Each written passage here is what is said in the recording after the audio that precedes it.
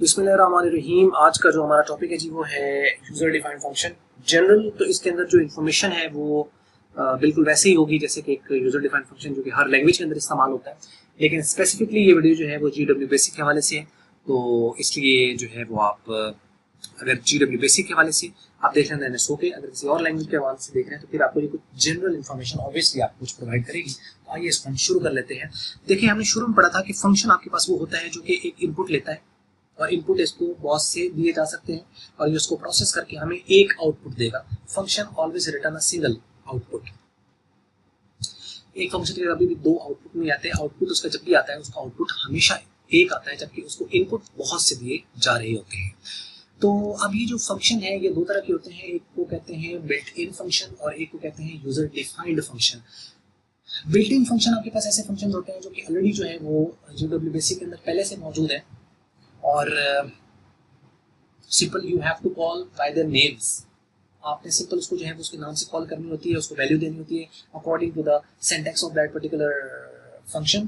तो उसके अकॉर्डिंगली फिर आपको आउटपुट दे देता है। जैसे SQR है तो हम उसको क्या करते हैं, एक सिंगल वैल्यू दें, उसको दो वैल्यू ना दें क्योंकि उसका एक फॉर्मेट है, उसके मुताबिक उसको वैल्यू दें और वैल्यू देने के बाद वो क्या करेगा, उसको प्रोसेस करके आपको एक आउटपुट दे देगा। चलो यू डिड नथिंग, आपने कुछ भी नहीं किया उसके साथ, आपने सिंपल क्या किया है कि आपने उसको कॉल किया है। तो built in functions are only called, उनको सिर्फ कॉल किया जाता है and you simply have to provide the value according to the syntax of that particular function and then you simply have to execute it, and where you will call the function will return the particular value to that program। ठीक है। जबकि user defined जो functions होते हैं इनके साथ ऐसा नहीं होता। यूजर डिफाइंड फंक्शंस आपके ऐसे फंक्शन होते हैं जिसके अंदर आप खुद से एक फंक्शन जनरेट करते हो, खुद से एक फंक्शन को बिल्ड करते हो, बनाते हो आप उसको, और उसके पैरामीटर्स आप खुद सेट करते हो, उसका जो फॉर्मेट होता है जो भी वो आप खुद उसको सेट करते हो और उसको फिर आप जो यूज कर सकते हो या आप उस प्रोग्राम की लाइफ के अंदर यूज कर सकते हो। वो यूनिवर्सल नहीं होता। जो बिल्ट इन फंक्शन होता है वो यूनिवर्सल होते हैं कि आपका जो प्रोग्राम है, जिस एप्लीकेशंस के हैं वो एप्लीकेशन आप ओपन करें किसी भी कंप्यूटर के ऊपर, क्योंकि पोर्टेबल होते हैं, बिल्ट इन फंक्शन पोर्टेबल होते हैं। यानी पोर्टेबल का मतलब है कि उसको किसी भी मशीन के ऊपर आप यूज कर सकते हो, ऑन एनी पर्टिकुलर मशीन। ठीक है। जबकि जो आपके यूजर डिफाइंड फंक्शन है वो पोर्टेबल नहीं होते, they are stick to a single program. वो जिस प्रोग्राम के लिए आपने बनाए हैं आप उसको उसी में यूज कर सकते हो, तो वो आपके कहलाएंगे यूजर डिफाइंड फंक्शन। यानी जिस यूजर ने बनाया उसकी लाइफ लिमिटेड होती है, इसकी स्कोप भी लिमिटेड होती है। जो आपके होते हैं आपके बिल्ट इन, उसकी स्कोप जो है वो लिमिटेड नहीं होती है, उसकी to the life of the application होती है, जो एप्लीकेशन के ऊपर आप काम कर रहे हो उसके अंदर। तो एप्लीकेशन टू एप्लीकेशन आप उसको यूज कर सकते हो, जिस कंप्यूटर सिस्टम पर होगा आप उसको यूज कर सकते हो। तो अब जो डेफ FN एक स्टेटमेंट है यहाँ पे हम GW बेसिक के अंदर हम जो यूज करते हैं फंक्शन को डिफाइन करने के लिए, तो आप हम आए इसकी थ्योरी पढ़ लेते हैं ताकि आपको ये समझ लग जाए चीजें और फिर हम चलते हैं आगे। Functions which are not built in are called user defined function. ऐसे फंक्शन जो वैलिड हैं लेकिन बिल्ट इन नहीं है वो वैलिड और बिल्ट इन भी नहीं है, तो वो फिर यूजर डिफाइंड फंक्शंस है। These are created by the user using a statement that is def FN, DEF, ठीक है, that's definition actually, function definition, and FN that's function, the shortened form of function. Def FN statement, that's a statement that actually you use while defining a particular function। ठीक है, जब आप उसको वो करना होगा तो उसके लिए आप इसको इस्तेमाल करोगे। तो अब इसको हम नेक्स्ट जो है वो देख लेते हैं जी कि ये क्या है। These are created by user using statement होगी, उसके बाद है जी user defined functions has limited life. जो यूजर डिफाइंड फंक्शंस होते हैं इसकी लाइफ लिमिटेड होती है। It means that they are used locally in a program but not globally in every program. इसको लोकल एक प्रोग्राम, जिस प्रोग्राम में आपने क्रिएट किया उसी में यूज कर सकते हो, किसी दूसरे प्रोग्राम में आप उसको इस्तेमाल नहीं कर सकते। इसलिए इनकी लाइफ जो होती है वो लिमिटेड होती है, ग्लोबल नहीं होती। For example R&D function is a built in function, it can be used in any program by just calling by its name. RND function है, रैंडम फंक्शन, जहां मर्जी आप उसको कॉल करें, यूज कर लें। But the function defined using the def fn statement can not be used in all program like the RND। बाकी जो फंक्शन है आप उसमें नहीं यूज कर सकते हैं RND की तरह। User defined functions can also be either numeric और स्ट्रिंग, ये न्यूमेरिक भी हो सकते हैं और ये स्ट्रिंग भी हो सकते हैं। A function may take more than one values as an input and have just one output। एक फंक्शन जो होता है उसकी वैल्यू जो है वो आपके पास जो है वो एक होती है, इनपुट बहुत सारे होते हैं और आउटपुट उसका एक होता है। न्यूमेरिक और स्ट्रिंग हो सकते हैं, ये बात आपको समझ लगी होगी। उसके बाद इसका सिंटैक्स क्या है, डेफ एफएन लिखना है, उसके बाद स्पेस देनी है, फिर नेम आपने यूज करना है, फिर आर्गुमेंट्स देने हैं, जो भी आर्गुमेंट्स होंगे यानी वेरिएबल्स वगैरह जो आपको रिक्वायर्ड है, किस तरीके से आपने इसको लेके चलना है, कितने आर्गुमेंट्स हैं, कितने वेरिएबल्स हैं, और इज इक्वल टू आगे एक्सप्रेशन, ये उसकी कैलकुलेशन होगी, जो भी वो काम कर रहा होगा वो यहाँ पे आप एक्सप्रेशन की फॉर्म में यहाँ पे उसको कैलकुलेट करेंगे, कैलकुलेट करके फिर उसको असाइन करेंगे और फिर जहाँ पे उसको इस तरीके से कॉल करेंगे तो वो सेम फंक्शन वो परफॉर्म करना शुरू कर देगा। अब यहाँ पे इसके इंटरप्रिटेशन आप देख लेते हैं जी, इंटरप्रिटेशन के अंदर वो बात क्या करता है, तो आइए हम इसको देखते हैं। नीचे सब रूटीन शुरू होगी, चले हम इसको यहां से ले लेते हैं, ठीक है। Interpretation, name must be a legal variable, जो एक नेम है वो एक लीगल वेरिएबल नेम होना चाहिए। This name becomes the name of the function, ये फंक्शन का नाम बन जाएगा, because every function must have a name. Arguments consist of those variables in the function definition that are to be replaced when the function is called। जब आप एक function को call करोगे तो उसके अंदर ये वाले वेरिएबल रिप्लेस हो जाएंगे। इन वेरिएबल्स को एक्चुअल में डमी कहा जाता है। जो ऐसे वेरिएबल जो फंक्शन कॉल में यूज होते हैं वो वाले वेरिएबल्स क्या कहलाते हैं, dummy variables.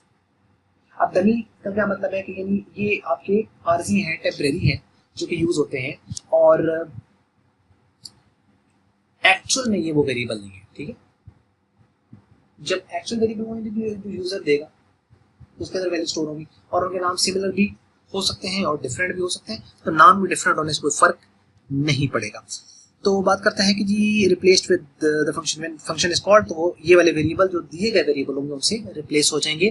These variables are called dummy variables, ये जो फंक्शन डेफिनेशन में। If these are more than one, these must be separated by comma, अगर ये एक से ज्यादा है तो फिर कॉमा से सेपरेट करेंगे। एक्सप्रेशन इज, ये वाला expression is a statement that performs the operation of function, ये जो उसका ऑपरेशन है वो सारे का सारा आपने यहाँ पे लिखना है, जो कैलकुलेशन करेगा इज इक्वल टू लगा के। उसके बाद है जी type of the function and the type of the arguments must be same, जो फंक्शन की टाइप है वही आपके आर्गुमेंट की भी टाइप होनी चाहिए। अब इसका क्या मतलब, the type of the function must be same as the type of variable या आर्गुमेंट्स। मतलब क्या, आपके फंक्शन जो है वो किस तरह की वैल्यू रिटर्न कर रहा है तो आपको वेरिएबल भी उस तरह के लेने होंगे। ये नहीं कि आप उसकी फंक्शन की जो टाइप है वो तो आपने स्ट्रिंग ले ली है और वो जो वेरिएबल्स आपने दिए हैं वो न्यूमेरिक है, इस तरह नहीं हो सकता। तो कहते हैं if a type is specified in the function name and the argument type does not match, अगर इसकी टाइप मैच नहीं करेगी दोनों की, टाइप फंक्शन के टाइप और जो वेरिएबल की टाइप है अगर वो मैच नहीं करेगी तो क्या होगा, टाइप मिसमैच एरर अकर्स। तो टाइप मिसमैच एरर आएगा। A user defined function may be defined more than once in a program by repeating the def-fn statement. A def-fn statement must be executed before function call. एक जो def-fn statement है उसको लाजमी आपको execute करना है function की call से पहले, ठीक है। def-fn statement must be executed before the function call, इसको लिखना लाजमी है। ये नो कि फंक्शन आप कॉल कर लें और फिर उसके बाद आप उसको डिफाइन ना किया हो, तो डिफाइन पहले होगा फंक्शन और कॉल वो बाद में। If a function is called before it has been defined, undefined user function error occur। यानी आप उसको कॉल कर रहे थे, उसको तो नहीं पता ना कि आपने नीचे डिफाइन किया हुआ है, क्योंकि उसने तो चलना है सीक्वेंस वाइज। तो जब वो पहले ऊपर से 10वीं स्टेटमेंट आपने फंक्शन कॉल कर लिया और डिफाइन आपने किया उसको 30 नंबर पे, तो क्या कर देगा, एरर दे देगा। और कौन सा, अनडिफाइंड फंक्शन, क्या आपने तो फंक्शन डिफाइन नहीं किया। आप उसे कह दो क्यों, मैंने बेस पे किया है डिफाइन, तो कंप्यूटर सीक्वेंस में चल रहा है तो वो एरर आ जाएगा, अगली लाइन में हो जाएगा ही, समझ लगी ना। तो इसलिए यहाँ पे आपने हमेशा डेफ एफएन को पहले लेना है और यूजुअली ये स्टार्ट भी हम कर लेते हैं और बाद में कॉल आपने उसके नीचे जहां मर्जी उसको कॉल करना चाहते हैं आप उसको कॉल कर सकते हैं। If def N is illegal in the direct mode, जो डेफ एफएन है ये इलीगल है क्योंकि उसके अंदर डायरेक्ट एग्जीक्यूशन होनी होती है, तो ये तो डायरेक्ट एग्जीक्यूशन करेगा नहीं, ये तो पहले डिफाइन होगा और डिफाइन होने के बाद फिर उसको कॉल करेंगे तो तब ये आउटपुट देगा। तो लिहाजा आप यहाँ पे ये कह सकते हैं कि ये जो है आपका इलीगल होगा। डायरेक्ट मोड के अंदर डेफ एफएन स्टेटमेंट इस्तेमाल यूज नहीं होती। तो अब आ जाइए हम नीचे अपनी एग्जांपल को देख लेते हैं। Following function will return the area of the circle using user defined. यानी हम एक सर्कल है, सर्कल का जो एरिया है आपको पता है पाई आर स्क्वायर होता है। सर्कल का जो एरिया होता है वो पाई आर स्क्वायर होता है। पाई जो है उसकी वैल्यू होती है 22/7 या 3.14। ठीक है, आगे भी होती है लेकिन 3.14 स्टैंडर्ड हम वैल्यू ले लेते हैं इसकी। तो आर स्क्वायर होता है, पाई आर स्क्वायर इसका एरिया है। तो अब हम इसको एक फंक्शन बनाना चाहते हैं कि हम एक बार बार ना करते रहें। ठीक है, अब असल में तो ना ये एक सवाल पैदा होता है कि हम इतनी खजल ख्वारी क्यों कर रहे हैं। हम सिंपल सी ये कैलकुलेशन लिखें, एक बार फंक्शन को डिफाइन किया, तो डिफाइन करने के बाद आपने उसको फिर वो वैल्यू दे के कैलकुलेशन भी उसी तरह हो रही है, तो सिंपली डायरेक्ट कैलकुलेट करो और उसको यूज कर लो। ऐसा हम क्यों नहीं करते? ऐसा इसलिए नहीं करते कि एक्चुअल में फंक्शन का जो पर्पस है ना वो ये है कि यूजर डिफाइंड फंक्शन का पर्पस ये है कि इसने जो आपने प्रोग्राम ओपन किया हुआ ना, ये कोई ऐसी चीज है, एक ऐसी स्टेटमेंट है, कोई ऐसी कैलकुलेशन है जो आपके इस प्रोग्राम में जिसमें आप काम कर रहे हो इसमें इसने बार बार इस्तेमाल है, बार बार यूज होता है। तो क्या बार बार कैलकुलेशन करते फिरोगे? अगर तो एक बार ही यूज होना है ना, तो फिर तो फंक्शन का कोई यानी उसका रीजन ही नहीं बनती आप उसको बनाए। ये function user defined function actually हम वहां पे यूज करते हैं जहां पे आपको फंक्शन को बार बार कॉल की जरूरत पड़ती है। तो जहां बार बार फंक्शन की कॉल की जरूरत पड़ेगी वहां पे आप इसको यूजर डिफाइंड फंक्शन बनाएंगे, ताकि बार बार कैलकुलेशन न करनी पड़ेगी। एक बार कैलकुलेट कर लो और बाद में सिंपल उसको नाम से कॉल करो, वैल्यू दो आंसर ले लो, वैल्यू दो आंसर ले लो, वैल्यू दो आंसर ले लो। तो आसान है ना। तो इसका मतलब ये है कि इस वजह से इसको डिफाइन किया जाता है सो दैट कि आपको आने वाले प्रोग्राम के अंदर आप इसको यूज कर सकें। तो अब आइए इसको हम देख लेते हैं एग्जांपल को। 10, 20, 30, 40, 50 ये लाइन नंबर है। 10 के ऊपर पाई पी आई हमने एक वेरिएबल ले लिया और उसको हमने एक वैल्यू साइन कर दी 3.14।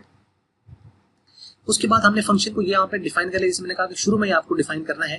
तो डेफ एफ एन, ठीक है, और उसके बाद ये आर जो है ये उसका एरिया है कैलकुलेट करने का। तो आर आप ले लें, ए ले लें, कोई भी आप वेरिएबल का नाम यहाँ पे ले सकते हैं, एरिया ले लें पूरा। ठीक है, तो उसके बाद हमने क्या करना है, इसको एक वैल्यू देनी, क्योंकि एक ही वैल्यू देनी है, क्योंकि हम उसको रेडियस देंगे उसका एक्स, तो वो रेडियस का स्क्वायर करके पाई से मल्टीप्लाई करके आंसर दे देगा, तो वो सर्कल का एरिया कैलकुलेट होकर आ जाएगा। तो क्या होगा, डेफ एफ एन आर और एक्स आपके पास और पाई, और चूंकि आर स्क्वायर है तो इसका मतलब एक्स को 2 बार मल्टीप्लाई किया जा सकता है, या निगेशन सिंबल जो है वो भी यूज की जा सकती है। निगेशन सिंबल जैसे कि मैंने आपको बताया था पिछले के अंदर, ये वाले निगेशन सिंबल, ये सिंबल यूज करके, क्योंकि ये आपके पास जो है अरिथमेटिक ऑपरेटर है और इसको यूज किया जा सकता है। तो अगर आप ये यूज करना चाहें तो आप ये भी यूज कर सकते हैं, या 2 बार उसको मल्टीप्लाई करते हैं तो ये किया जा सकता है। अब आपने गौर किया, इसको असल में समझ लें। डेफ एफ एन चूंकि हमने ऊपर बात की थी एग्जैक्ट आ गया। उसके बाद जो आर है it's the name of the function and x is the argument, the parameter. That function actually taking a single parameter, क्योंकि आर ही तो चाहिए, रेडियस ही तो चाहिए, तो रेडियस आपने यहाँ पे उसको दे दिया है। ठीक है, रेडियस देने के बाद आपने उस रेडियस को रेडियस के साथ मल्टीप्लाई करके फिर उसको पाई के साथ वैल्यू के साथ मल्टीप्लाई कर दिया, तो आपका आंसर आ जाएगा। इस पूरे के अंदर एक्स के अलावा कोई और वेरिएबल इस्तेमाल हुआ नहीं हुआ, पाई तो कांस्टेंट है। अगर इसको आप वेरिएबल कह रहे हो ये तो कांस्टेंट है, तो कांस्टेंट वैल्यू आ जानी है यहाँ पे। ठीक है, जो पहले ही आपने साइन कर दिए ड्यूरिंग द प्रोग्राम, अगर आप साइन कर दो वेरिएबल को तो वो तो कांस्टेंट हो जाता है। तो वेरिएबल कितने हुए, एक्स और एक्स, एक्स दो नहीं है, एक ही है, क्योंकि एक ही तो है। तो इसका मतलब यहाँ पे आप क्या करोगे, वेरिएबल के नाम के अंदर एक बताओ। अगर आप यहाँ पे x plus y plus z होता फॉर एग्जाम्पल कुछ, तो फिर इसका हमें 3 आर्गुमेंट्स चाहिए थे, फिर हम लिखते x comma y comma z. ठीक है, तो 30 के ऊपर है जी input radius is equal to, ये एज इट इज प्रिंट हो जाएगा, रेडियस इज इक्वल टू, और ये रेडियस है R A D input radius. ठीक है, ये हमने इनपुट स्टेटमेंट हमने यूज किया है ताकि हम रेडियस की वैल्यू कैलकुलेट करें, और आर ए डी के अंदर हमने उसकी वैल्यू रीड कर ली है। अब यहाँ पे आप गौर करो कि ये हमने जब डिफाइन किया है तो यहाँ पे हमने एक्स एक्स लिखा है, ये भी वेरिएबल है। ठीक है, एक्स एक वेरिएबल है, जबकि हम रियल में जब हम रेडियस रीड कर रहे हैं तो वो तो हम आर ए डी में स्टोर कर रहे हैं, तो वो एक्स में कैसे चला जाएगा। ये वो बात है जो हम ऊपर बात पढ़ के आए हैं कि जो ये एक्स है ना, एक्चुअल में ये है डमी वेरिएबल, और जो आपके पास आर ए डी है ये आपका एक्चुअल वेरिएबल जो प्रोग्राम में आपने यूज किया।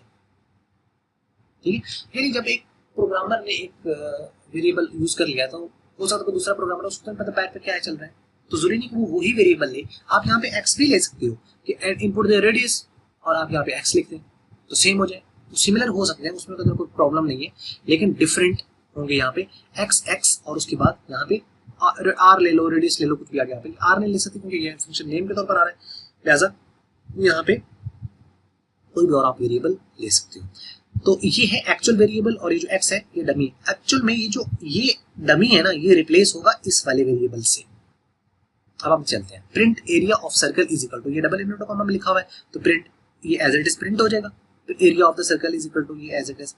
और आगे हमने सेमीकोलन लगा के ये जो एफ एन और आर किया है ना, ये देखो एफ एन यानी function, F N function, def F N भी एक बार लिख देते हैं साथ, तो आपने खाली एफ एन लिख के उसके बाद आपने आगे आर, ये फंक्शन का नाम है, और आगे ये वेरिएबल दे देना है। हालांकि वेरिएबल था क्या, एक्स, लेकिन वो तो डमी था ना। एक्चुअल में तो आपकी जो जिसमें वैल्यू है वो क्या है, जो यूजर ने एंटर किया वो तो आरएडी में है। तो आपने क्या किया, एफ एन फंक्शन को कॉल, ये फंक्शन कॉल है, ये फंक्शन कॉल है और ये फंक्शन डेफिनेशन है, और इसी के आगे इसकी ये प्रोटोटाइप वगैरह जो भी है इसका ये साथ आ रहा है, यानी इसकी जो कैलकुलेशन है वो भी साथ ही आ रही है। तो ये हमने फंक्शन को कॉल किया बाय एफ एन और फंक्शन नेम से कॉल कर लिया, उसके बाद उसको वेरिएबल दे दिया, इसने उसको कैलकुलेट किया, कैलकुलेट करने के बाद उसको असाइन कर दिया किसको, ऊपर वैल्यू, ठीक है, और आपने उसको एंड कर दिया। तो ये क्या करेगा, आर फंक्शन है और ये आर जो रेडियस की वैल्यू है ये ऊपर फंक्शन में लेके जाएगा, और जहां पे ये डमी वेरिएबल होगा उसकी जगह पुट करेगा आरएडी की वैल्यू।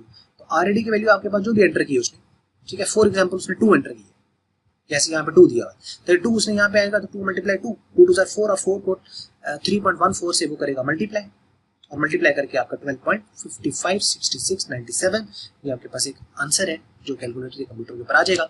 तो ये वो डिस्प्ले कर देगा। दोबारा से एक बार एक नजर देख लेते हैं। सबसे पहले हमें एक फंक्शन चाहिए था कि जो एक एरिया कैलकुलेट करता है, तो एरिया सर्कल का होता है पाई आर स्क्वायर। हमने देखा उसके मुताबिक हमें कितने आर्गुमेंट चाहिए, तो एक आर्गुमेंट एक रेडियस ही चाहिए, तो हमने उसका रेडियस ले लिया, ऊपर हमने कांस्टेंट वैल्यू दे दी, हमने उसे कहा कि इनपुट, यूजर को कह दिया कि आप इनपुट करें रेडियस, जिसका आपने रेडियस इनपुट करें ताकि आपको एरिया बताया जाए, उसने इनपुट कर दिया, हमने वो फंक्शन को कॉल किया, और फंक्शन कॉल करने के बाद जो उसने इनपुट किया था वो हमने फंक्शन को फीड कर दिया। वो ही वाला जो फंक्शन को फीड की गई वैल्यू है वो उसके फंक्शनल डेफिनेशन के अंदर आने वाले डमी वेरिएबल को करेगी रिप्लेस, उसकी जगह जाके वैल्यू फिट होगी, और कैलकुलेट होने के बाद फंक्शन ये वैल्यू रिटर्न करेगा कॉलिंग फंक्शन को। कॉलिंग फंक्शन को जब ये रिटर्न करेगा तो उसके शुरू में आ रही है प्रिंट स्टेटमेंट, तो प्रिंट स्टेटमेंट इस रिजल्ट को इस फंक्शन के थ्रू उसको प्रिंट कर देगी, तो लिहाजा फंक्शन यहाँ पे एंड हो जाएगा। ठीक है, तो जब हम रन करेंगे तो आउटपुट आपको ये रेडियस दिया और ये आउटपुट आ जाएगा। तो उम्मीद करते हैं कि वीडियो आपको समझ लगी होगी, और फिर भी क्वेश्चन है तो आप इसको कमेंट्स में जरूर लिख सकते हैं ताकि उसको हम आंसर करें। और वीडियो अच्छी लगी तो उसको लाइक कर लें, और अच्छी नहीं लगी तो आप इसको कर लें डिसलाइक। और वीडियो देखने का हमेशा की तरह आपका बहुत बहुत शुक्रिया।